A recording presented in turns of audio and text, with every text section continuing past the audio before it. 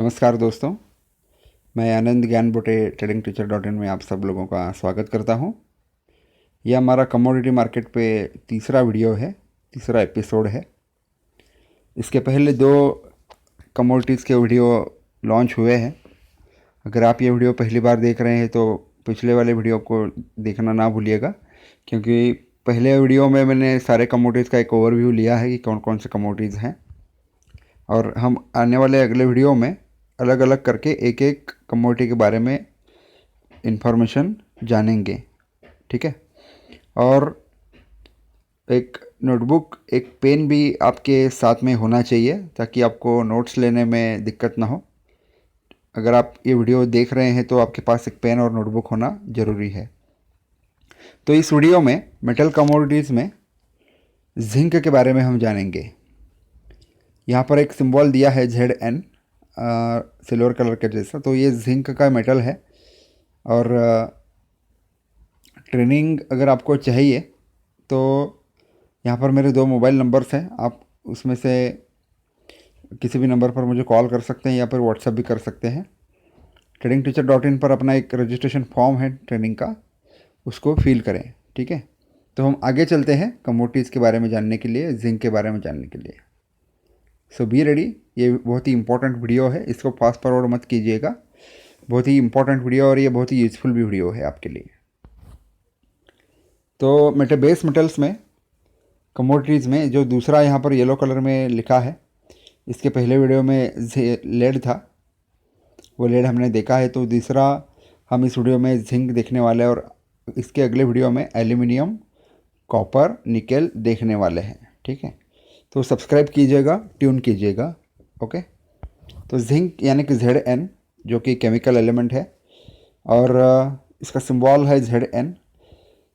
ये जो chemical element है, इसका एटॉमिक नंबर है 30।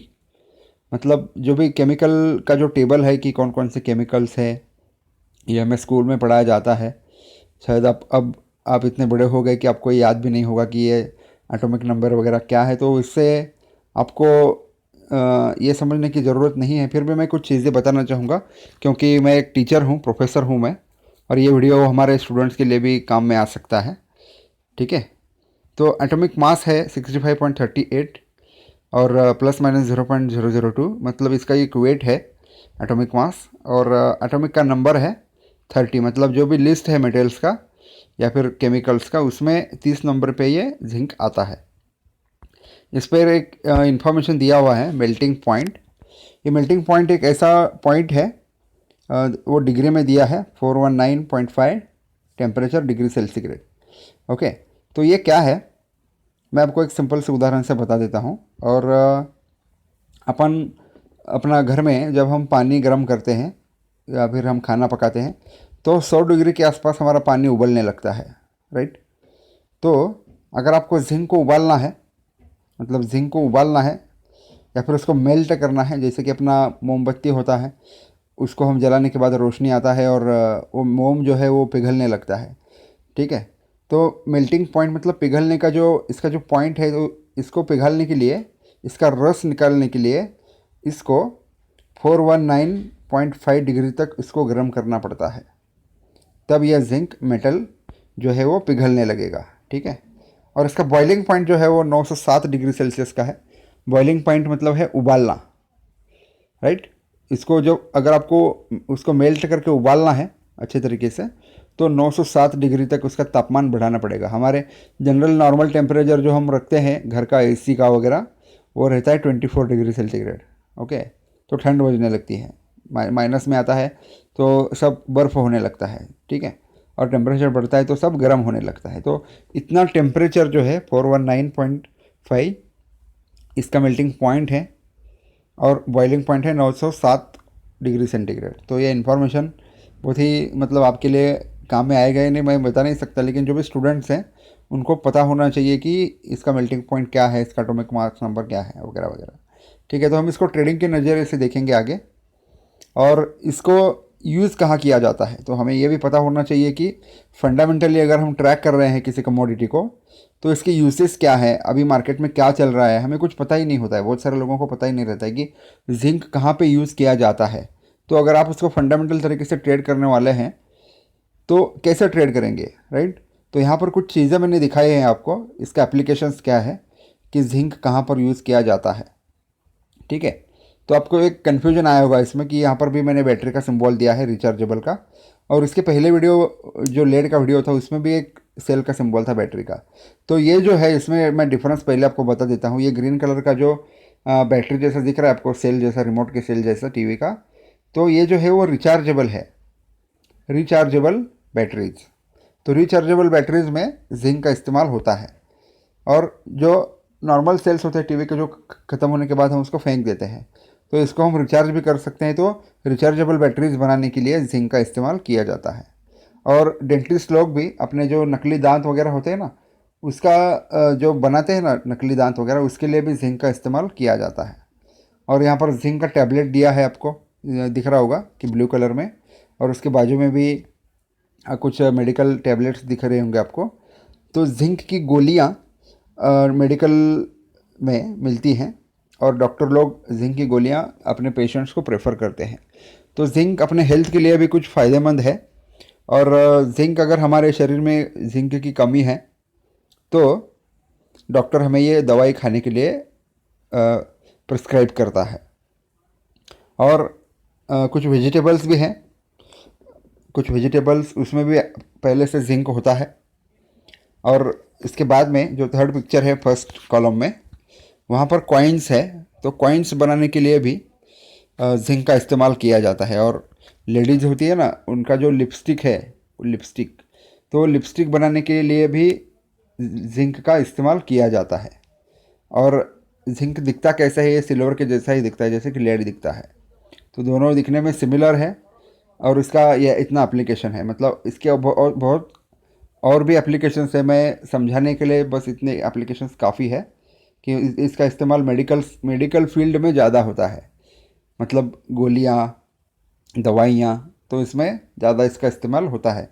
और जो भी कॉस्मेटिक प्रोडक्ट्स हैं उसमें भी इसका इस्तेमाल किया जाता है, ठीक है। तो आगे चलते हैं हम। MCX का कॉन्ट्रैक्ट जो है जिंक का, तो जिंक और जिंक मिनी ऐसे दो कॉन्ट्रैक्ट्स हैं, जिंक और जिंक मिनी। और इसका जो लॉट साइज़ है जिंक का, जो मेगा लॉट है, उसका 1 लॉट इक्वल टू 5000 है, लेड के जैसा ही। और इसका 1 रुपया में आपको 5000 रुपये का प्रॉफिट या लॉस हो सकता है। Zinc mini 1 lot equal to 1000 units है। यहाँ पर फिर से मेरे से गलती हो गई है, तो कृपया थोड़ा समझ लीजिएगा, माफ़ कीजिएगा। तो 1 लॉट इक्वल टू 1000 है, यहाँ पर 5000 लिख दिया है दोनों के तरफ से। जो जिंक है वो है 5000 वाला, और जो जिंक मिनी है वो 1000 वाला है। तो एक लॉट पे अगर आप ट्रेड करते हैं, ठीक है, तो आपको 1000 रुपये का प्रॉफिट या लॉस हो सकता है मिनी कॉन्ट्रैक्ट में। और जिंक के बड़े कॉन्ट्रैक्ट में आप अगर आप काम करते हो, ट्रेडिंग करते हो, तो 5000 रुपये का प्रॉफिट या लॉस आपको हो सकता है, ठीक है। तो उसके कॉन्ट्रैक्ट के बारे में हम थोड़ा सा जानकारी लेते हैं। जिंक अगस्त 2017 यानी कि करंट मंथ का कॉन्ट्रैक्ट, और उसके नेक्स्ट मंथ का सितंबर का, उसके नेक्स्ट टू नेक्स्ट मंथ का अक्टूबर का, नेक्स्ट 3 मंथ का नवंबर का, नेक्स्ट 4 मंथ का दिसंबर का। मतलब टोटल कुल मिलाकर 5 कॉन्ट्रैक्ट होते हैं। मतलब 5 महीने से पहले आप एक पोजीशन बना ले सकते हैं करंट मंथ से लेकर, ठीक है, अगर आप इसको होल्ड करना चाहते हैं तो। और लेड का भी वैसा ही था, मैंने लास्ट की वीडियो में 3 ही कॉन्ट्रैक्ट्स आपको दिखाए थे। उसका एक रीज़न है मैंने 3 कॉन्ट्रैक्ट्स क्यों दिखाए थे। तो जो आगे वाले जो कॉन्ट्रैक्ट्स हैं नवंबर, दिसंबर, अक्टूबर से लेकर, उसमें ट्रेडर्स नहीं रहते हैं ज़्यादा, उसमें इतना मूवमेंट नहीं मिलता है, ठीक है। क्योंकि मार्केट में मूवमेंट कब आता है, जब ट्रेडर्स लोग इसमें ऑप्शन इंटरेस्ट बढ़ता है, ओपन इंटरेस्ट बढ़ता है, तब उसमें ट्रेडर्स लोग आते हैं। तो आगे वाले 2 कॉन्ट्रैक्ट या फिर 3 कॉन्ट्रैक्ट जो है अक्टूबर, नवंबर, दिसंबर, इसमें उतना मूवमेंट नहीं रहता है, कम उसमें ट्रेडर्स रहते हैं जो कि पोजिशनल ट्रेड्स करते हैं, वही ट्रेडर्स उसमें ट्रेड करते हैं, ठीक है। तो जिंक के लिए मार्जिन रिक्वायरमेंट कितना है, एक मेगा लॉट अगर आपको ट्रेड करना है, उसको होल्ड करना है नॉर्मली, तो उसका मार्जिन रिक्वायरमेंट है 58,000 से लेकर 65,000 तक आपको इन्वेस्टमेंट ज़रूरी है। ये भी एक मतलब जो अपना पहला वीडियो है उसी के जैसा है, आपको लॉस के साथ में इतना मार्जिन मेंटेन करना होता है।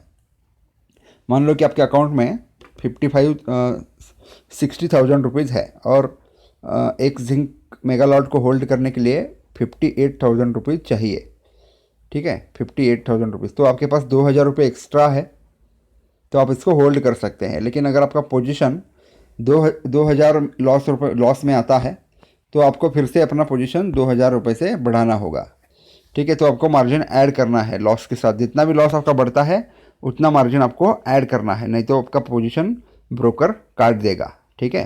तो जिंक मिनी में भी सेम है, उसमें मार्जिन रिक्वायरमेंट है 22K से लेकर 25,000 तक, 22,000 से लेकर 25,000 रुपये तक आपको मार्जिन चाहिए इसको होल्ड करने के लिए। और जिंक मिनी में 1 rupees movement equal to 1,000 rupees है, जैसे कि लेड का है, ओके। तो आप अगर इसमें ट्रेडिंग करने वाले हैं तो इस चीज़ का ध्यान रखिएगा कि मार्जिन जो है, तो अगर आपके पास अकाउंट में 15,000 रुपया है तो भी आप इसमें ट्रेड कर सकते हैं इंट्राडे के लिए। आपका ब्रोकर आपको मार्जिन लेवरेज देता है, लेकिन मान लो कि अगर आपका पोजीशन लॉस में आता है और आपको उसको होल्ड करना है तो आपको मार्जिन बढ़ाना होगा। अगर आपके पास उतना मार्जिन नहीं है तो आपकी पोजीशन मजबूरी से लॉस में निकालनी पड़ेगी, भले वो अगले दिन प्रॉफिट में भी आए तो भी उसका कोई मतलब नहीं है। तो इसमें ट्रेडिंग करने के लिए आपको कम से कम 22,000 से लेकर 25,000 तक अमाउंट रखना ही है। तो मैं जनरली इंट्राडे ट्रेड्स पे बिलीव नहीं करता हूँ ज़्यादा, मैं कॉल्स वगैरह देता हूँ, मैं ट्रेडिंग भी करता हूँ इंट्राडे में, लेकिन अगर ज़रूरत पड़ती है उसको होल्ड करने की तो उसको होल्ड करने की क्षमता आपके पास होनी चाहिए, तो ही आप इसमें ट्रेड करें। क्योंकि ये कमोडिटी का मार्केट बहुत ही रिस्की है, इसका मार्जिन रिक्वायरमेंट थोड़ा सा अलग है, इसका मार्जिन हर रोज़ चेंज होता रहता है और इसमें मूवमेंट्स भी ख़तरनाक होती है। अपना इक्विटी का मार्केट जैसा नहीं है ये मार्केट, ठीक है। तो सावधानी बरतिएगा, कमोडिटी में ट्रेड करने से पहले आपको समझ लेना चाहिए कि है क्या, ठीक है। जैसा कि मैंने यहाँ पर एप्लीकेशंस आपको दिखाए हैं, मान लो कि अभी मेडिकल में डिमांड बढ़ रही है, ठीक है, बहुत सारे लोग बीमार पड़ रहे हैं और उनको टैबलेट्स बहुत सारे चाहिए, तो मेडिकल का प्रोडक्शन बढ़ेगा, मेडिकल के प्रोडक्शन के लिए जिंक का मांग बढ़ेगा, डिमांड बढ़ेगा, तो जिंक का प्राइस बढ़ता जाएगा, राइट। तो ऐसे हमें ट्रीट करना है कि अभी यहाँ पर जो मैंने यूसेज दिया है इसमें से कौन से चीज़ों की मांग ज़्यादा है, कौन से चीज़ों की मांग कम है। तो इसके ऊपर भी आप एक प्रेडिक्शन लगा सकते हैं कि फंडामेंटली कि जिंक की डिमांड क्या है, सप्लाई क्या है, कितना अवेलेबल है डेटा कितना, तो इसी के दौरान हम फंडामेंटली ट्रेडिंग करके इसमें ट्रेड कर सकते हैं। और टेक्निकली ट्रेड करने के लिए अलग से कंपोनेंट्स है, ठीक है। तो टेक्निकल ट्रेडिंग अलग होता है और फंडामेंटल ट्रेडिंग अलग होता है। फंडामेंटल ट्रेडिंग जब भी न्यूज़ आई हो, कुछ तो भी रिजल्ट आया हो, तो उसके टाइम पे फंडामेंटल न्यूज़ वगैरह लेकर मार्केट में मूवमेंट होता है, ठीक है। मान लो अचानक से गवर्नमेंट ने दवाइयों के दाम कर दिए, दवाई के दाम कम कर दिए, तो क्या होगा, तो जितना भी प्रोडक्शन ऑलरेडी है, जितना भी माल पहले से बचा हुआ है उसका भी रेट कम करना होगा, ठीक है। तो क्या होगा, आप सोचिए एक मिनट, तो क्या होगा अगर इसका रेट कम होता है दवाइयों का, तो इसका असर जिंक इंडस्ट्रीज़ पे पड़ता है। जिन भी लोगों ने जिंक बाई किया है तो उनको लॉस होने लगता है, क्योंकि इनका जो भी कैलकुलेशन है, इनका जो भी दवाइयों बनाने का रेट्स है वो कम हो जाता है, ठीक है। तो फंडामेंटली अगर देखें तो जिंक का रेट कम होना चाहिए, ठीक है। लेकिन ट्रेडर्स टेक्निकली ट्रेड करते हैं, फंडामेंटली इन्वेस्टर्स ट्रेड करते हैं। तो आप समझिए कि आपको क्या करना है, आपको इंट्राडे में या फिर पोजिशनल करना है। पोजिशनल मतलब 2-4 दिनों में उसको होल्ड करके प्रॉफिट कमाना है, तो आपको टेक्निकल का इस्तेमाल करना होगा। और आपको 5 महीने का 6 महीने का नज़रिया देखना है तो आपको फंडामेंटली जाना होगा, ठीक है। तो ये MCX का कॉन्ट्रैक्ट्स हमने अभी देखा है। तो ये एक इम्पॉर्टेंट मैंने एक स्लाइड बनाया है हमारे कुछ लोगों के लिए, हमारे सब्सक्राइबर्स के लिए, कि ट्रेनिंग क्या है। इसके बाद हम चार्ट्स देखने वाले हैं। तो मैं जो भी कर रहा हूँ ट्रेनिंग, मतलब फेस टू फेस ट्रेनिंग मैं दे रहा हूँ, ठीक है, लोगों को मिल रहा हूँ उनके घर में या फिर उनके ऑफिस में जाकर और ट्रेनिंग उनको दे रहा हूँ फेस टू फेस। तो ट्रेनिंग का इम्पोर्टेंस क्या है मैं आपको बता देता हूँ। The importance of training cannot be underestimated. There are few businesses that make positive efforts to create an improved business every day. तो ये कमोडिटी मार्केट हो, इक्विटी मार्केट हो, इसमें आप ट्रेडिंग करते हो तो ये कुछ नौकरी नहीं है, ये एक बिज़नेस है खुद का, ठीक है। आप एक ट्रेडिंग का अकाउंट खोलते हो, उसमें पैसा डालते हो और उसमें प्रॉफिट करने का कोशिश करते हो, या फिर करते भी हो प्रॉफिट, कभी लॉस भी करते हो, ठीक है। तो ये एक बिज़नेस है और बिज़नेस चलाने के लिए हमें ट्रेनिंग चाहिए। ठीक है, तो आप में से कुछ लोगों को बहुत सारे लॉसेस मार्केट में हुए होंगे और वो रिकवर करने में आप लगे होंगे, तो मैं आपको रिकवर करने में थोड़ी सी ट्रेनिंग के बाद आपको मदद मिल जाएगी। ठीक है, तो एक एक मैं आपको एक एग्जांपल देता हूँ। अभी मान लो कि अपना जो भी पुलिस लोग होते हैं, पुलिस लोग, मिलिट्री के लोग, आर्मी के लोग, उसकी भर्ती करने की जो प्रक्रिया होती है वो कैसे होती है। वो पहले अखबार में इश्तेहार देते हैं, एडवर्टाइजमेंट देते हैं, फिर उसके बाद में वो इश्तेहार, वो एडवर्टाइजमेंट पढ़कर लोग आर्मी में अप्लाई करते हैं। ठीक है, तो फिर उनका एक एग्ज़ाम होता है। वो एग्ज़ाम क्रैक करने के बाद उनका मतलब जो भी रनिंग का टेस्ट है, चेस्ट का साइज़ है, वो सब नाप लेने के बाद आपको सिलेक्ट किया जाता है, या फिर आपको सिलेक्ट नहीं किया जाता, आपको रिजेक्ट कर दिया जाता है। अगर आपका सिलेक्शन होता है तो उसके बाद में आपको ट्रेनिंग को भेज दिया जाता है। ठीक है, तो वो ट्रेनिंग में क्या सिखाते हैं ऐसा कि जो डायरेक्ट मिलिट्री में भर्ती नहीं हो सकते। तो ट्रेनिंग ज़रूरी क्यों है? क्योंकि अगर आप जो कुछ भी वहाँ पर जॉब करने वाले हो तो वो जॉब आपको कैसे करना है, राइट। कोई भी ट्रेनिंग हो, कोई भी बिजनेस हो, वहाँ पर ट्रेनिंग होती है। हम टीचर्स लोग हैं, हम लोगों को भी ट्रेनिंग देते हैं कि हम बच्चों को कैसे पढ़ाएं, स्टूडेंट को कैसे अच्छी तरह से पढ़ाएं ताकि उनको अच्छे से समझ में आए। तो ट्रेनिंग जो है, मैं टेक्निकली बहुत ही स्ट्रांग हूँ मार्केट में, फंडामेंटली भी थोड़ा सा स्ट्रांग हूँ, लेकिन टेक्निकली मैं परफेक्ट हूँ ट्रेडिंग में। ठीक है, तो आप अगर ट्रेड ले रहे हो, बाय कर रहे हो या फिर सेल कर रहे हो, तो वो क्यों कर रहे हो, उसके पीछे का रीज़न क्या है, और इसके ऊपर हमारा रिस्क कितना है, हम कितना लॉस करने वाले हैं इस ट्रेड के ऊपर, और इसके बदले में हमें प्रॉफिट कितना मिलने वाला है। हम क्या करते हैं, नॉर्मली जब आप अकाउंट खोलते हो और आपको कुछ भी पता नहीं है मार्केट के बारे में, ठीक है, और आप अगर ट्रेड कर रहे हो तो आप बाई कर रहे हो या फिर सेल कर रहे हो, तो आपका प्रोबेबिलिटी क्या होता है, 50% होता है, राइट। कि मैं यहाँ से बाई कर रहा हूँ तो 50% मैं एक सही हूँ कि यहाँ से मार्केट ऊपर की ओर जाने वाला है। मान लो कि अगर उसका उल्टा होता है तो आपको लॉस होगा, और उसका सही, आपका डिसीजन सही आता है तो आपको प्रॉफिट होगा, राइट। लेकिन आप 50% श्योर हो। ठीक है, तो ट्रेनिंग में मैं क्या करता हूँ, ये 50% को 60%, 70%, 80%, 90%, 95%, 100%, इसको हम कैसे ट्रीट करें कि ये ट्रेड कितना प्रॉफिटेबल है। तो ये चीज़ें मैं आपको ट्रेनिंग में सिखाता हूँ। और कितने लोग हैं सिखाने वाले, आप इंटरनेट पे ढूंढिए, या फिर आपके पास जो जितना भी नॉलेज है, ट्रेनिंग देने वाले लोग कितने हैं और उनका फ़ीस कितना है, एक दिन का कितना है, 6 महीने का कितना है, अलग अलग कोर्सेस है, ये है वो है, एडवाइजरी कंपनीज़ हैं, बहुत सारे हैं। ठीक है, तो जितने जितने भी लोगों को मैंने ट्रेन किया है वो आज खुश हैं, और अपना अपना ट्रेडिंग का स्टाइल उन्होंने चेंज किया है, और अच्छा प्रॉफिट भी वो कमा रहे हैं। ट्रेनिंग का फ़ीस है 5000 रुपीज़, और 1 अगस्त से लेकर मैं 1500 उसमें एक्स्ट्रा ऐड किया हूँ। उसका लॉजिंग और फूड के बारे में, लॉजिंग, फ्रेशअप चार्जेस वगैरह वगैरह, अगर मैं मेरे सिटी से लेकर आपकी सिटी में आ रहा हूँ तो ट्रैवलिंग में जो भी खर्चा होता है वो सब छोड़कर मैं मेरे खुद के लिए 5000 रुपये फ़ीस ऐसे ले रहा हूँ। ठीक है, तो अपना ट्रेनिंग का फ़ीस है 6500 रुपीज़।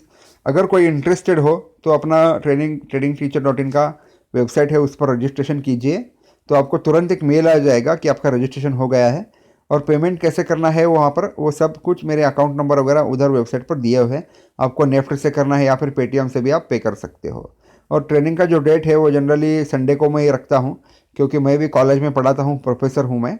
मंडे से लेकर शनिवार तक मैं कॉलेज में पढ़ाता हूँ, तो उस दिन में मुझे ट्रेनिंग के लिए समय नहीं मिलता है, तो मैं जनरली संडे को ही ट्रेनिंग देता हूँ। ठीक है, तो 4 दिन पहले, 3 दिन पहले आप मुझे बताएं कि सर हमारा ये डेट फिक्स कर दो, वो डेट फिक्स कर दो। ठीक है, तो उसके हिसाब से मैं टिकट का वगैरह प्लानिंग करता हूँ। ठीक है, तो आगे हम चार्ट्स देखने वाले हैं कि जिंक का, लेड का चार्ट हमने नहीं देखा था, तो हम अभी जिंक का चार्ट देखेंगे। तो ये जिंक मिनी 17 अगस्त का करंट चार्ट है, और यहाँ पर आपको नीचे दिख रहा होगा कि 1 डे को सिलेक्ट किया है। तो इसमें जो भी कैंडल्स दिख रहा है, तो एक कैंडल एक दिन का है। ठीक है, और अभी करंट डे में, मतलब जो कल का फ्राइडे का क्लोजिंग था, उसका तारीख 4 तारीख था, तो 4 तारीख पे यहाँ पर मैं इसको थोड़ा सा जूम करता हूँ तो आपको पता चलेगा, 179.20 पे ये क्लोज हुआ है। ठीक है, इसके पहले मेरा एक सपोर्ट और रेजिस्टेंस का वीडियो भी है, उसको भी आप देख लीजिएगा कि सपोर्ट रेजिस्टेंस क्या है। तो अभी जिंक जो है यहाँ से गिर रहा था, ऐसे नीचे की तरफ गिर रहा था जिंक। ठीक है, मैं आपको दिखाता हूँ यहाँ पर।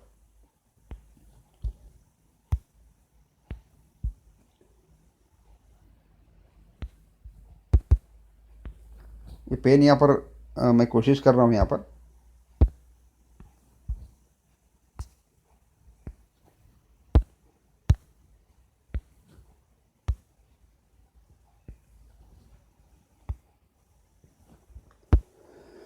तो ये जो जिंक का चार्ट आपको दिख रहा है, तो इसका जो भी करंट करंट जो भी है, इसका जो सपोर्ट है 178 के आसपास आपको सपोर्ट दिख रहा होगा यहाँ पर। इसने जो लो बनाया, और ये जो भी कैंडल है, ये जो पिन बार का डोजी जैसा कैंडल बनाया, और वहाँ से मार्केट ऊपर की ओर प्रस्थान करने लगा है। तो 178 के आसपास इसने एक लो बनाया है, और 179.20 के आसपास इसने अभी करंट इसका क्लोजिंग है। ठीक है, तो इसका जो रेजिस्टेंस का लेवल है, वो रेजिस्टेंस का लेवल जो है इसका शायद 180 के आसपास इसका रेजिस्टेंस का लेवल है।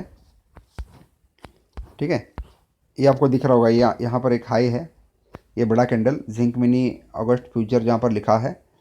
तो यहाँ पर एक यहाँ से मार्केट ने गिरावट शुरू कर दी थी, और इसका जो करंट रेजिस्टेंस पॉइंट है वो है 180 के ऊपर, मतलब 180.50 या फिर 181 के आसपास इसका एक रेजिस्टेंस है। ठीक है, तो ये जिंक का चार्ट है। अगर आप इसमें 1 रुपये का मूवमेंट मारते हैं, पकड़ते हैं 1 रुपये का मूवमेंट, तब आपको एक लॉट पर 5,000 रुपये का प्रॉफिट या लॉस होता है।